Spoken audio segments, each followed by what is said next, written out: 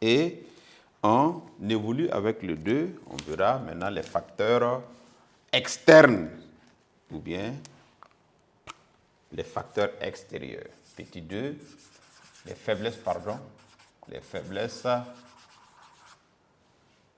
externes ou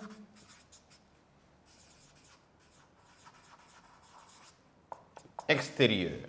Et à ce niveau, il faut relever évidemment la dépendance même de l'Union européenne vis-à-vis des matières premières telles que le pétrole, des colonies telles que les matières premières, je dis le café, le coton des colonies et même les produits énergétiques tels que le pétrole. Donc l'Union européenne dépend énormément de ces anciennes colonies pour ces secteurs-là, pétrole et puis matières premières agricoles. Il y a aussi la forte dépendance, bien sûr, des importations de pétrole via le Moyen-Orient. Donc l'Union européenne importe beaucoup le pétrole du Moyen-Orient. Donc c'est une forte dépendance aussi.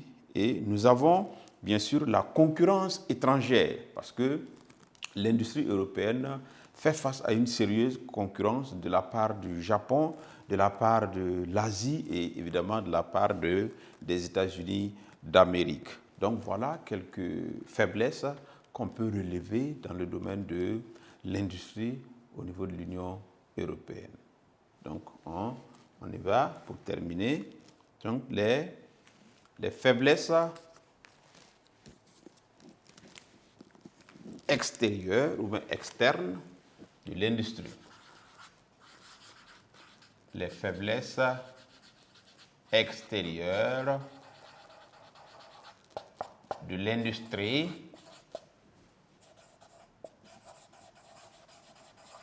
de l'Union européenne, on va abréger, sont,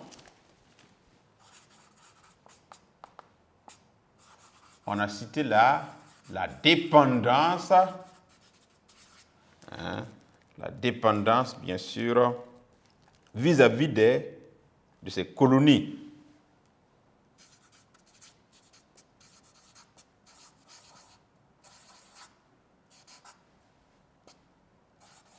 Vis-à-vis de ces colonies, dans le domaine, bien sûr, du pétrole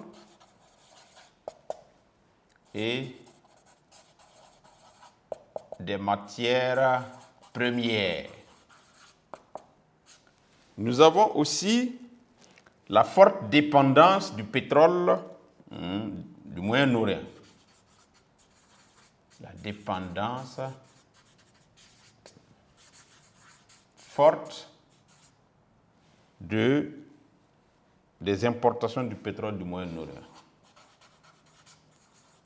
Des importations du pétrole du Moyen-Orient. Et enfin, nous avons bien sûr la concurrence étrangère.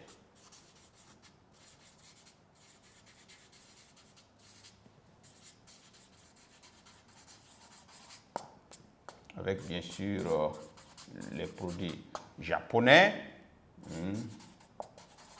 la Chine, les produits américains.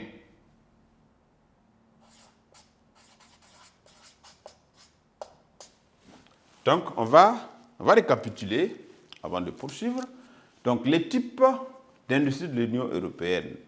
On a l'industrie automobile et des exemples comme Peugeot, Volkswagen, etc., etc. L'aéronautique civile et militaire, les technologies de l'information et de la communication avec Nokia, Gigac, etc.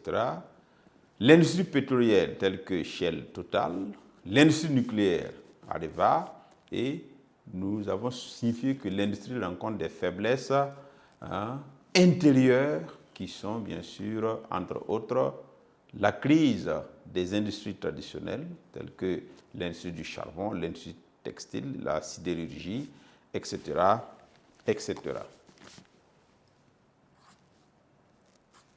Nous avons aussi la surproduction Et nous avons une bonne partie de la population qui est déjà bien équipée, ce qui réduit bien sûr l'écoulement des produits.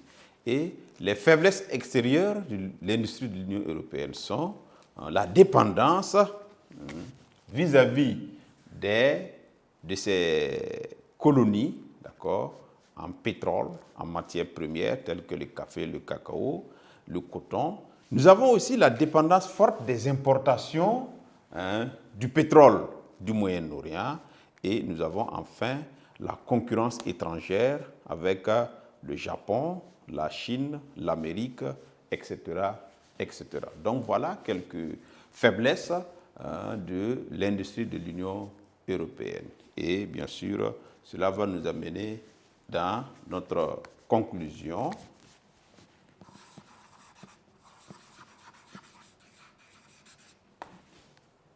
Et en conclusion, vous allez retenir que l'industrie de l'Union européenne, bien sûr, bénéficie de plusieurs facteurs favorables qui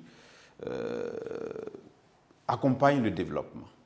Donc, nous avons plusieurs types d'industries en Europe, mais le secteur rencontre des difficultés majeures qui freinent quand même l'élan du domaine. Donc voilà un peu ce que nous pouvons retenir sur la leçon du jour. Et sur ce, nous vous disons grandement merci et le rendez-vous est pris très prochainement pour la dernière leçon du chapitre 5 en géographie pour la classe de 4e. Donc à très bientôt.